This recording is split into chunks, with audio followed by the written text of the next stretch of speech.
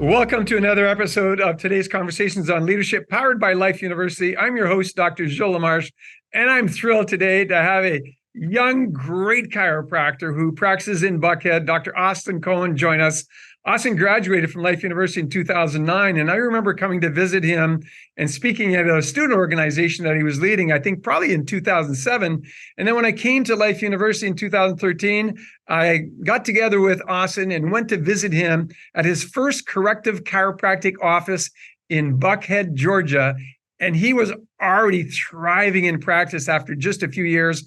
And now, 10 years later, 13 Corrective Chiropractic offices in the nation. Dr. Austin, thanks so much for joining me today. It's a pleasure to spend some time with you. Thanks, Dr. Lamarche. It's cool to look back and see kind of like where we've come and where we were and where we are now. Just remembering some great stories of you and I together from back in my early days as a student. So this is great. Thanks, man, for having me. No, it's a pleasure. And, 14 years into practice, now 13 chiropractic practices that you manage across, I know Georgia and a couple other states. So let's get right into this, because obviously when I met you as a student, you were already exemplifying traits of a leader, because you were leading a powerful student organization. Remind me the name, something enterprise. It was called Innate Enterprise. Now, real quick, and sorry to stop you here, but we got to go back a year before that, because you and I were at the Super Conference Master Circle at the Swan and Dolphin Hotel. And somebody said to me, they said, you need to talk to this guy right here. He's the guy who put on all the Parker. He's the guy. You need to talk to him. And I'm like, okay. So my buddy Matt and I came up to you and we said, hey, can we take you to lunch? You go, absolutely. And I remember we went to this lunch. We sat right outside the Swan and Dolphin Hotel. This is back in 2008. And I still remember this to this day, by the way, because what you did was something memorable. You, on the back of the receipt, or on the back of when we got the check, you said, thanks so much for your great service. If I can ever be of service to you, here's my number. And I took that with me into practice, remembering that a year later. And I mean, it's crazy because now that was the first time I ever met you. And here we are, good friends later, 14, 15 years later. So yeah, I had to bring back that story as well. Oh, it's been powerful, and I love leaders, and I still look at you obviously as a young leader. You're whatever 14 years in or so, but now 13 chiropractic practices. So let's get right into this topic of leadership and how you've approached it and what you've actually done to lead the huge team that you currently lead. And maybe start off by, what are the most important decisions that you make as a leader, like every single day for your organization? The biggest things is listening, right? I don't tell anybody what they should do, what to do. I really want to hear people out and listen, what are their concerns? What's going on? What are some experience that I've seen in my career that have helped us grow of, taking experiences, lessons that we've learned that can move us forward. I'm one of those leaders though, that, like I said, I listen to everybody. I hear everybody out. I'm not a dictator in this company at all. We're all leaders in this company. We all work together and we all grow. And, we really focus on quality of people. And I think that's one of the reasons we've been so successful too, as well, because we're really focusing on just that strong personality of somebody who's self-motivated. They're almost like entrepreneurs. And they can really thrive in a business setting like this, of a leader who's not telling them what to do, but kind of motivating them to want to lead themselves and want to grow their internal workload. I know one thing I've observed with you, when I see you physically present or when I see some of what you do on social media, for example, you lead by example. You are a spokesperson for good health, for great family values, for great relationships. And that's how you lead your life. So what kind of energy does it take to lead your life that way? I know what it takes for me to lead my life that way, because I think there's a similarity in how we choose to lead our lives. But what does it take for you to truly be that fit human being, mind, body, and spirit fitness, fit as a husband, fit as a father of two beautiful children? What does it take for you? And where have there been maybe sort of hills and valleys in that growth for you as a young man? Yeah, I think to go to that question, I think it takes a lot of okay, who am I? Why do I exist? What is my purpose? How do I want to be remembered by? What is the legacy that I will leave when I exit this earth? What kind of father are my kids going to remember me as? What kind of husband is my wife going to remember me as? What kind of leader are my employees going to remember me as? And so those are questions I am constantly asking myself.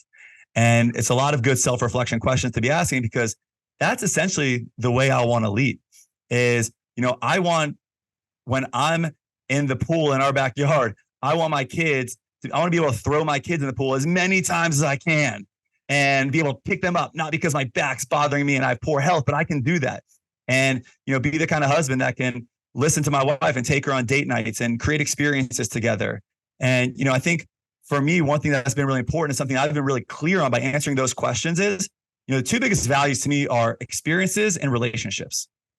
So if I'm going to maintain and create a lot of experiences that are going to be memorable experiences in my lifetime, I've got to be as healthy as I can be. And if I want to do them with people that matter and that are other leaders as well, the trend that I've seen is really strong leaders and people that I look up to in this world are very healthy. And I want to model my life just like them. And so, somebody like you, for example, right? Like I look at what you're doing with all the running and the track and all these different races. I'm just like, wow, like that's motivating. So personally for me, I'm a good self-reflector and I can look at people like you who motivate others and not look at it from the standpoint of competition, like, or think you're bragging, but I look at it from the standpoint of it's motivating and it's inspiring to see that. And that's the kind of life I want to live and lead when I get to, be 50, 60, 70 years old. So, I think it just ties back to answering those early questions of who are you? Why do you exist? What's the legacy you want to leave? And for me, it's, I want to create great experiences with the relationships that matter to me. And I love the topic of self-reflection, right? So many people don't take the time to self-reflect on, how well are things going? How difficult are things going? Where is there an up? Where is there a down? And people sort of just seem to go on with their lives without taking that time to stop and self-reflect. So what I'm hearing you say is that a great leader takes time to reflect, not only on what's going on, but on their behaviors. Right. And I can reflect and be wrong, right? I mean, and I think that's something where, I see sometimes some leaders, they're somehow they're never wrong. It's amazing to me. And I'm wrong all the time.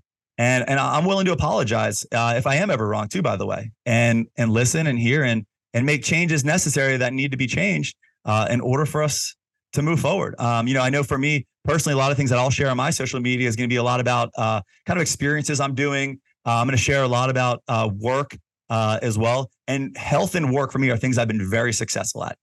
And I feel like for me, when I was younger, when my kids are 8 and 5 right now, and when my daughter was, I would say probably 3, and my son was 1, I would say I was a great father. I was never really there that much. I was always working. I was always doing things that were for me, not for them. And I didn't really have this great relationship with them. And so I was never talking about how to be a great father, because for me, you see people on social media sharing about, this is what you should do to be a great husband. And here's the things we're doing. It's like, well, you're not really home that much with your family. Now, I can tell anybody what they should do, by the way, to have a great relationship with their kids, but there's the actual action of doing it.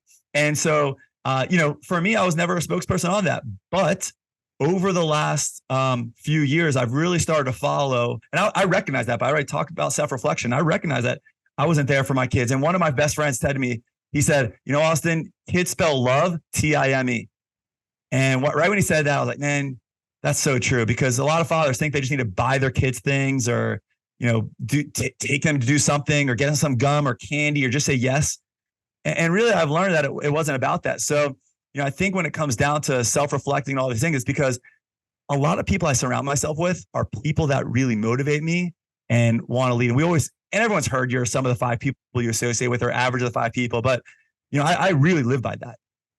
When I don't think I'm being a great father, I'm going to hang out with great fathers.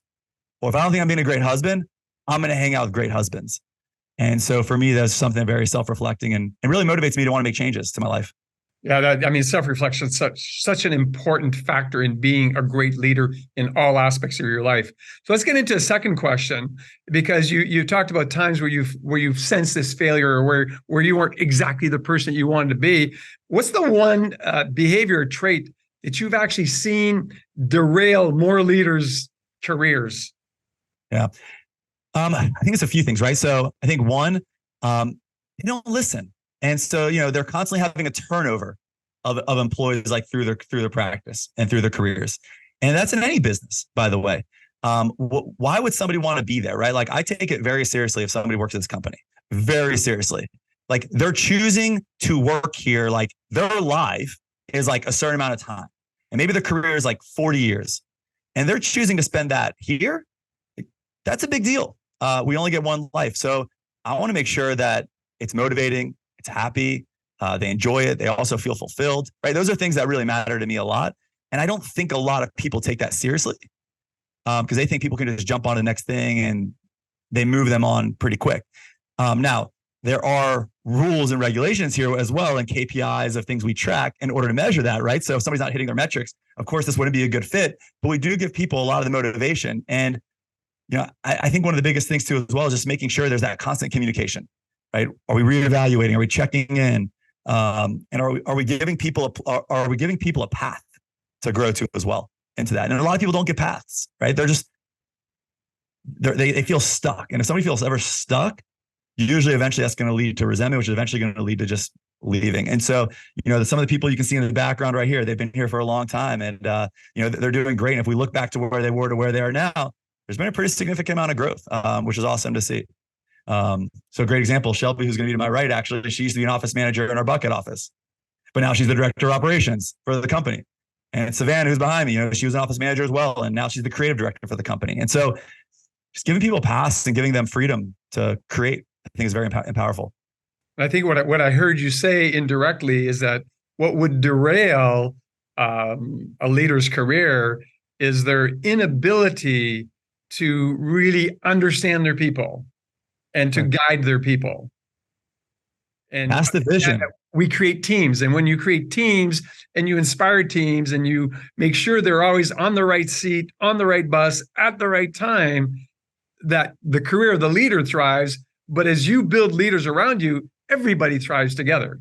I think one of the biggest concerns I hear a lot from people is they'll say, man, and you hear this a lot, right? This young generation, they don't want to work. Really? No, they don't want to work for you. They want to work. Actually, they're the best workers ever. And they're very creative. They're hardworking. They're actually very loyal. They want to. You're just not a fun environment, nor like you have an old school model. So how do you change that, right? And one thing I've learned recently in the last 5 years is that people are looking more for culture than anything actually in today's world, and creating a culture that's fun and inspiring, right? Because people can work anywhere and probably make more money at other places, but the culture is probably terrible. They're not going to be happy. They're going to show up miserable for their family every day when they come home from work. They're not going to have any free time. And so what's the point, right? I think people are starting to recognize that we're all going to live one time on this earth. That's it. Now, some people may believe they're going to be here more than once. But the fact is, most of us believe we're going to be here one time on this earth. And I know for me, I want to spend that time obviously being healthy and feeling great, but doing it with people that matter and people I love, and doing something I'm really passionate about too as well. And so I've been very blessed to be part of chiropractic, and obviously been very affiliated with life, but I want that for my team too as well. I think that's important. That one line that I use all the time in my role here, and I agree with you that some of these young people are absolutely amazing. I have 3 on my team here in the advancement office, excuse me, that are 25 or younger, and they are absolutely fantastic. But I always reflect every day on doing work that matters with people I care about. There is nothing more important in my life than being with people that I care about. But then at the same time, on the professional side, doing work that matters with people I care about, which I think is pretty much what you said, using different words. So right on that. I learn from the best. Thank you. Our last question for this short interview is, what are you doing to ensure that you continue to grow, that you continue to develop as a leader and as a person?